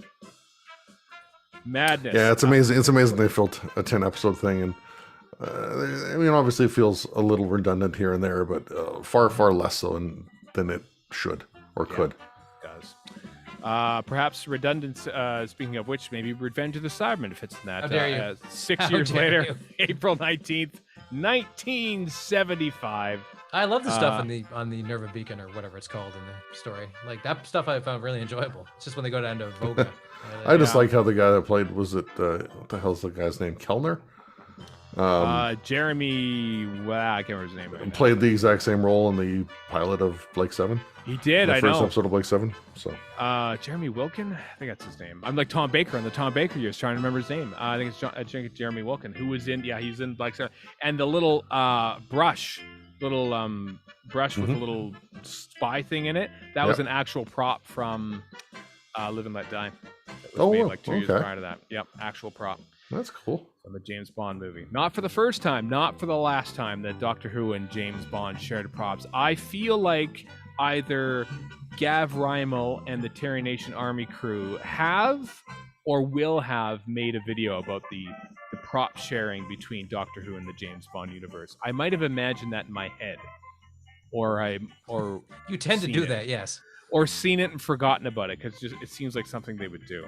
And I don't remember which right now. But, Planet of the Ood aired on April 9th, and a big day, April 19th, 2008. I have to admit, I don't remember a lot about Planet of the Ood. I saw it a while back, and it's a spotty, but it's got some great bits to it.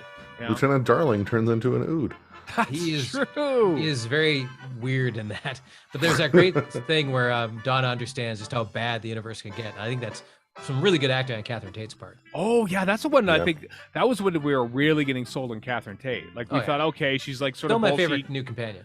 Yeah, that wasn't the case when it started. But then her performance in Pompeii, which is great, convincing the Doctor to go back and save someone. Like, holy crap, where'd this come from? And then her crying with the Ood, hearing him sing. And then by the time Turn Left rolls around, you're like, of course, she's awesome.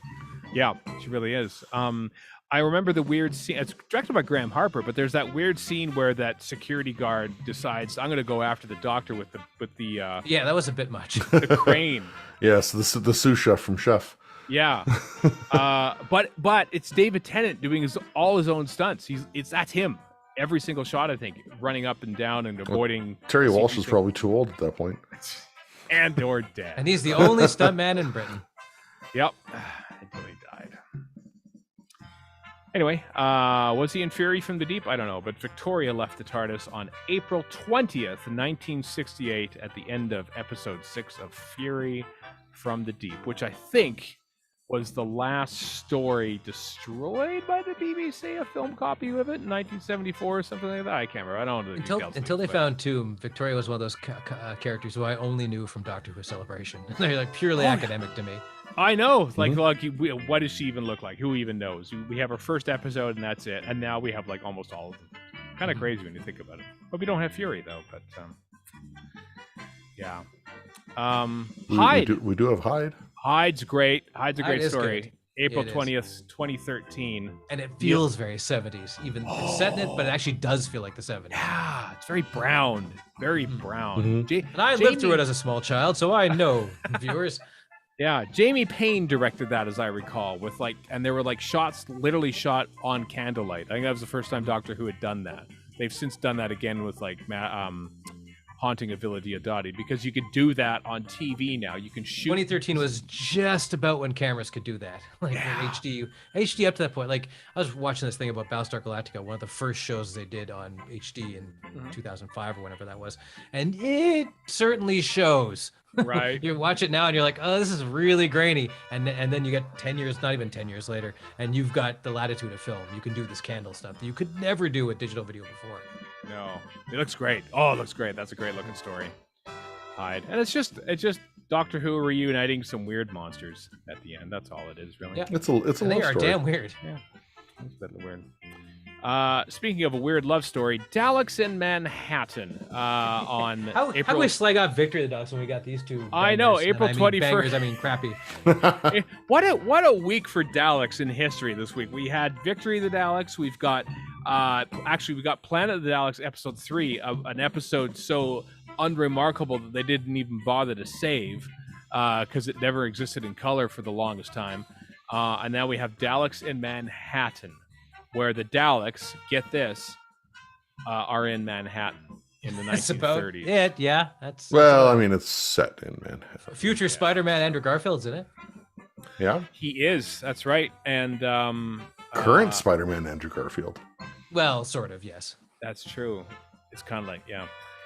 I remember we didn't like that star, one. Andrew Garfield. Yeah, we didn't like this episode. Well, that's because it wasn't very good. No. At all. No. Yeah, but I mean, there's a lot of awful nerds on Doctor Who forums at the time slagging off, I think, Helen Rayner or something like that, and basically chased her away from Doctor Who. And that's bad. That's bad news. Don't do that, people. The thing is, every era, although I've had pains to think of a Jodie one, and maybe a Capaldi one, but definitely there's always that Doctor Who eccleston which ends with the Doctor yelling about something, and it just doesn't hit home. And that's this one. Or it's Rings of Akaton. Or I'm trying to think about Eccleston one, I can't off the top of my head, but it's got to be there somewhere. Well, Eccleston didn't have as many chances to have to, True. to do and that. Capaldi must have had one of these episodes. I just don't remember which one it is. Where he yells and stuff? I don't think he has one where he yells, but... He's better at it, too. So there's... Yeah, he's better at it. Was it Daleks? Because Helen Rayner came back the next year and did the Sontaran two-parter. Well, she did too, didn't she? Well, she didn't like her experience interacting with... I think she sort of said, let's go see how my episodes are going down on the Doctor Who forums. and surprise misogyny. Ta-da! Oh, what an awful thing. Yeah. So, not one of fandom's best days in history. Let's put it that way. What are these best days? to go along with all their shiny beacons. It's all perfect days apart from that one day, April 21st, 2007. They weren't. Have as you met good fandom? More to the point of view, Arrested fandom. Because you probably should. Boy, we got a lot of new I like that we have more new series stuff here because we focused a lot on the old stuff because we're old ourselves. But Tooth and Claw aired April 22nd, 2006. That's 16. I always forget it's good. Years ago. It's really good. That's such a good episode. I go, wolves, whatever, and then I keep it going, and I'm like, I forget how great this is. Actually, yeah. It's got the kung fu. It's got the kung fu monks. What's not to like? That was all. That's the distracting bit that puts me off watching it, and then I go in and I realize how good it is.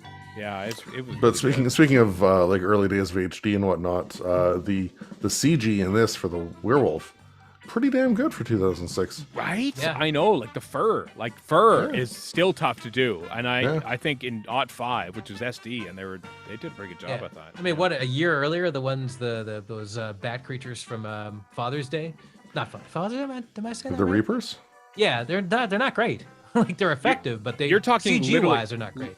The Reapers, the Reapers aren't them. Even the Krillitane in the school reunion from like. Yeah, exactly. I mean, they're well articulated and well animated, but they're just only so good you can make them look. I'm not trying to criticize anybody. They did the best they could at the time. Yeah. Maybe it's because they're more Krillitane. I don't know, but I think the werewolf looked better than the Krillitane did. Yeah, it did. I thought so. Even though they're back-to-back stories. Yeah, we'll talk more about School Reunion next week because that's when it aired. But yeah, Toothclaw is fabulous. We see the dog. Does he wear the glasses for the first time? No, he doesn't. He wears it in New Earth. Never mind. But there's a big, powerful moment. Books, and he puts on his glasses, and Eros Lynn like cuts to different angles of the Doctor putting on his glasses. There's like a dramatic swoop sound when he's putting on his glasses, and all the nerds around the world united because they go, yeah, he's putting on glasses, and we're nerds and we like glasses too. Now and Doctor books, Who's and we also like books. Come on. And books. Yep. Then he goes and starts kissing girls, and that's what we nerds don't like. Damn you, you betrayed us, Doctor Who. Kiss that book. You had us figure it out until you went and kissed a girl. 2017, also April 22nd, Smile aired, the second episode of the Bill era of Doctor Who. With the current emoji bots, yeah. Still it works. It works in the story, so I don't care. Yeah. And I like it when Doctor Who does like trendy stuff when it has a doctor like Peter Capaldi there to go, like, that's because that's exactly what Peter Capaldi would do in real life. He would do that. It's also, like, it looks great. Like it's a really well shot episode. They shot it in Spain. They shot the location stuff in Spain. That's right. And that crazy. I mean, you're using what you got, but that doesn't make it any less well shot. So no, that's right. It was that was a good story. Yeah, I think I liked it. I think it was all right. I haven't seen that one in a long time, actually, now that I think about it. I know there's skeletons and bones and fish cubes. And mention of the Ark in Space, or a Ark in Space? There's also a mention, in the first 4 episodes of Series 10, there is a reference to a David Bowie song. And I think this one is Ashes to Ashes, I think. Hope You're Happy. I'm happy, hope you're happy too, I think is what Peter Capaldi said. Oh, right, yes. Yeah. But they never went anywhere. I thought maybe it was building up to a David Bowie appearance, but it wouldn't be because he died the previous year, and maybe it was a tribute to it. Yeah, so maybe it was side question: have either of you yet watched Ashes to Ashes? No, haven't. It's finally on BritBox. I can watch it though. Okay, it is. Well, then maybe I will get my butt in gear and watch it. Well, it's been like 5 days since Picard aired, and I haven't watched that last episode, so fair. I don't know if I'm going to get to Ashes anytime soon. I'm sorry, Chris. It's 24 episodes whenever you do get to it. So it's not the greatest of undertakings, but no, but still, I liked it better than Life on Mars. So. Wow, because Life on Mars is great. It's pretty good.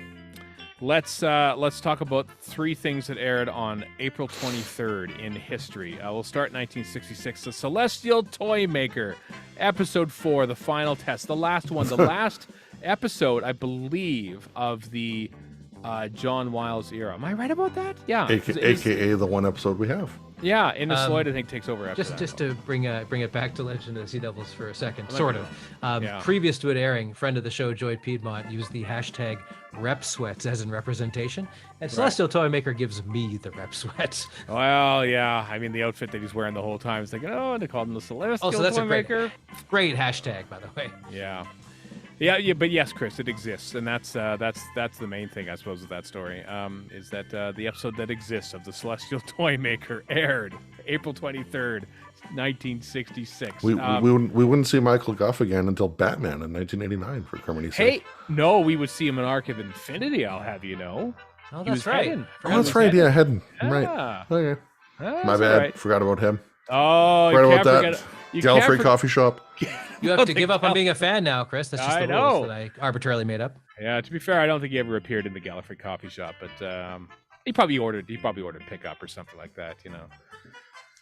Castle and Spandrel would probably swing by and says, I'm here to pick up Headed's latte or something like that. And Devil's got his name wrong on it as well. Yeah. Apparently, it sounds like Watto. Probably, I'm all for. John, I know it's tough to do a George Pravda accent. I've never tried it, and I got to work on it. No, you really don't. You have several stories to pick from, at least, thankfully. That's true. 2005, Christopher Eccleston's first series, April 23rd. The conclusion to the dramatically huge, awesome, amazing 3-part cliffhanger Aliens of London concluded with World War III, where it's mostly Doctor Who and Rose and what's her name, all trapped in a bunker and stuff as Harry Jones. Harry Jones. I keep wanting to call her Felicity something, but Harry That's Jones. because of Fly Del North. That's probably why you're thinking Felicity. That's exactly why I'm thinking that. Yeah, World War III. Better than the first one because there weren't as many farting aliens in this one, as I recall. Yes, you are correct technically, but still not good until we get to Boomtown. Yeah. The Doctor would thank you for not farting while he's saving the world. That's true. Closed out the Keith Boak era, though. We can say that with positivity. With a wave of sweat off our brow? Yeah, a little bit. So Keith Boak or Andrew Gunn? Who's better? Who's better? Andrew Gunn, because Keith Boak probably did something to poor Chris Eccleston that annoyed the hell out of him, and he left Doctor Who for good because of that. So true. Except for Big Finish. You know? Yeah. Andrew Gunn didn't chase away Matt Smith, thankfully. So yeah. It's easy for They already had Matt Smith in a 3-year contract by that point, I think, though. they knew better. They knew better to not just sign him to a 1-year Matt Smith's deal. resume was pretty small at the time, wasn't it? You need this, Smith. You better take BBC standard wage here. That's not the case now, but yeah. No.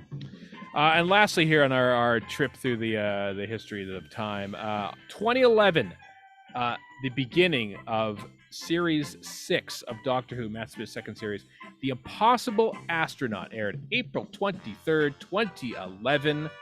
Remember those there was a big launch in the States because of course they shot this episode in Utah. People forget what a huge deal Matt Smith was in the States. Huge. Oh my god. Yeah, everyone sort of says, "Oh, let's bring it back to like the heyday of Tennant and stuff." Honestly, with this show in North America anyway, like it was bigger with Smith. It became a worldwide thing in North America. I saw the plus this is when BBC America really got on board as well. Yeah. With their screenings of this, and Moffat and Smith and Gillen and Darvel. Space wasn't a shell of itself, just to bring it back to Canada. Yeah, I want to. I don't remember this specifically, but I want to say that Series 5, which was airing on BBC America, but they were still like 2 or 3 weeks out.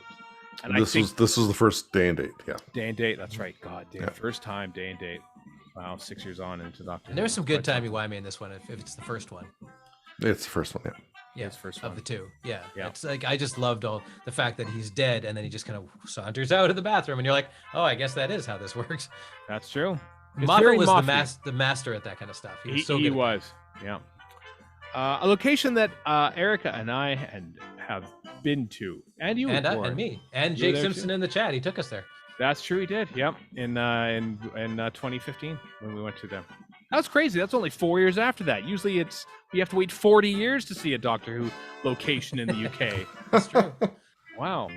Now gone. That Burger Hut is. You're talking about the cafe. The burgers weren't very good. Let's be honest here. No, it's not really. It's an approximation of American food. So. Anyway, that's all that happened in the time lash this week on this epic length episode of Radio Free Skaro. Holy crap, we've been going for like an hour and a half for an episode that we were very lukewarm about. So let's burn through the rest of this. Speaking of the BFI, only because I was speaking of the BFI because they shot some episodes of Frontier in space there, and that was literally the first ever Doctor Who location I ever saw. That's true. Same here. Yeah. The BFI is hosting a screening of the 2 Doctor Who and the Dalek movies, the Peter Cushing movies, on June 19th with a Q&A after. Why are they doing this? Well, because on July 10th, there's going to be a 4K Blu-ray release, probably just in the UK. It's in. I don't know if I can. July 10th is the cinematic re-release. The cinematic re-release, rather. Blu-rays come out. One comes out in June, one comes out in July. Thank you for clarifying. Yeah, I bought the recent Kino Lorber ones. There's a lot of the extras that are on that one, like the commentaries with Rob Sherman and Mark Gatiss. That's on these. Yeah, that's on these, and there's an extra documentary. Of course, they're in 4K. But I don't know if I'll spring for these, even if I have the opportunity to. 4K is that like I've watched stuff on 4K, and it is definitely better, but it's not like the difference between SD and HD. Really, it isn't. Like you just kind of forget about it. And same with SD, honestly. I just kind of forget if I like it enough. I don't care if it's SD. Wow. I don't know. I don't own a 4K TV, so I don't. Oh, so there's no point. I don't particularly care about it. No, I guess not. I mean, you do notice a difference. Like the Expanse is in 4K, and most of Apple stuff is in 4K, and you do notice, but it's a nice to have, basically. Mm-hmm. Yeah. That it is. We'll see if I get that or not. I mean, I'm trying to get my hands on I have a 4K Xbox. It's a bit iffy right now. I really want one of those new Xbox Series X's, but I do not come available until 2028 at this current rate. So I don't know. I'm gonna get the PlayStation 6 and the Xbox, whatever the stupid name is, for the next one after this. Yeah, maybe because might as well just skip to the next one. And again, all these games are HD. They still look pretty good, even on my 4K TV. So who cares? That's true. There's a special oh my god, this is up Warren's alley right here. There's a special edition of Doctor Who magazine, issue 60 of the special edition series, Action Figures, the Essential Guide. To quote Barney Gumble, put it in my heart. 1963 to 1996, which means that even the character, all the stuff that you have is not even represented here. This is just the first half. Yeah. You may another one coming. Dollies. April 21st from Doctor Who magazine, so you can pre-order it now. Links in the show notes, radiofreeskaro.com. So all the history about stuff. That's cool. That's cool. Yeah. Hell yeah! I want to look into that. I want to see all the Daypole variations that I never saw. I was wondering about that myself. Yeah. Also, on to Big Finish, out now is Doctor Who Unbound, Doctor of War. Janice sets up with Colin Baker as the War Doctor because eventually that's a confusing title. He will play every single character in Big Finish at some point. As long as they keep paying him, he'll do it. Yep. That's how acting works, basically. That's coming from Big Finish, and two sad notes. But first off, and this is when we use a bit the obituaries on here. But a happy birthday yesterday, Saturday, April 16th, to Arnold Yarrow, who played Belial in Death of the Daleks. He turned 102. And is his wife like 100 or something? Like something like that. That's insane. Yeah. And good for them, frankly. Good, 102. Awesome. Earl Cameron, I think, remains the oldest person to ever to be in Doctor Who. Died at the age of 104 a couple years ago. But Sonny Cardenas, who was in every single Ice Warriors story, passed away recently. He was also in James Bond. Was he in the greatest James Bond movie ever made? In that The Spy Who Loved Me, or was he in a different one? I can't remember now. You mean GoldenEye? He was not in GoldenEye. I see what you did there. Award-winning video game, GoldenEye.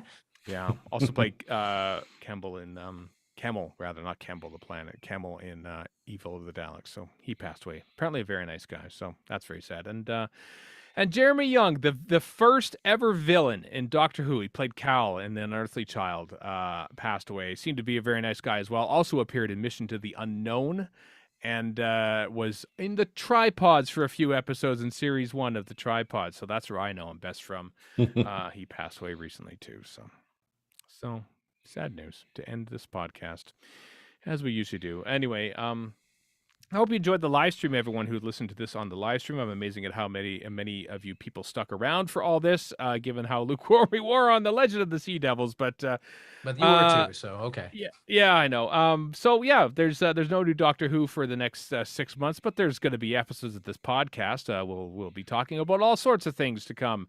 Trust me, that we'll have stories for years to tell.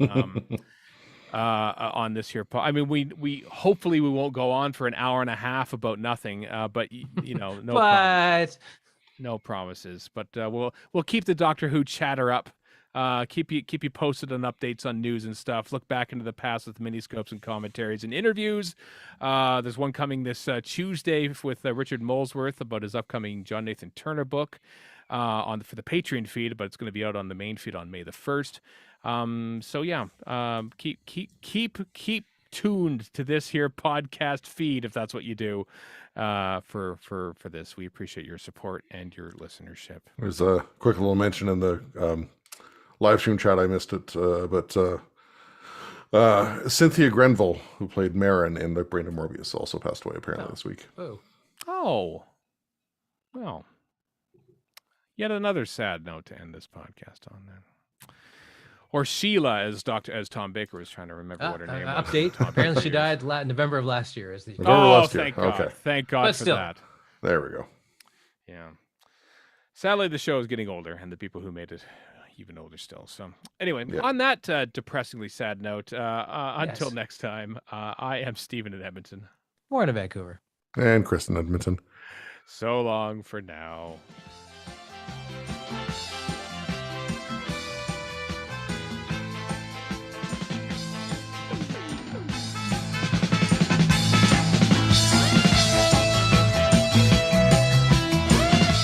You've been listening to Radio Free Skaro.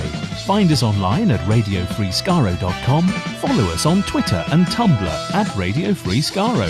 Subscribe to us on iTunes and donate to the show at patreon.com/Radio Free Skaro. Thank you.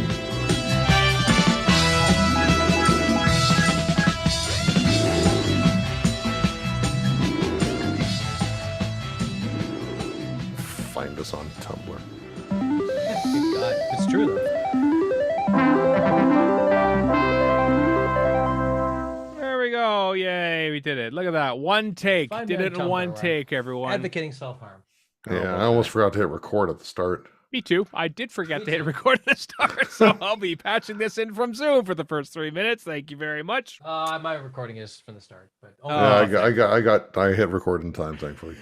I did looked over and says, "Wait a minute, these things should be moving." This, folks, we're out of practice when it comes to live stream, so please bear with us. I'd like to do another one of these though. I don't want to have to wait 6 months to do another one, so I don't know. We'll live see. commentary with live commentary. That's what we should do. We should find a classic that everybody wants to comment on with us, and we should have them comment, and we'll pipe in their comments. Pipe in the comments on it, even though getting in sync would be horrendous. The delay would make that awkward, I think. Yeah, and No, streaming I just it. mean we'll comment along with them.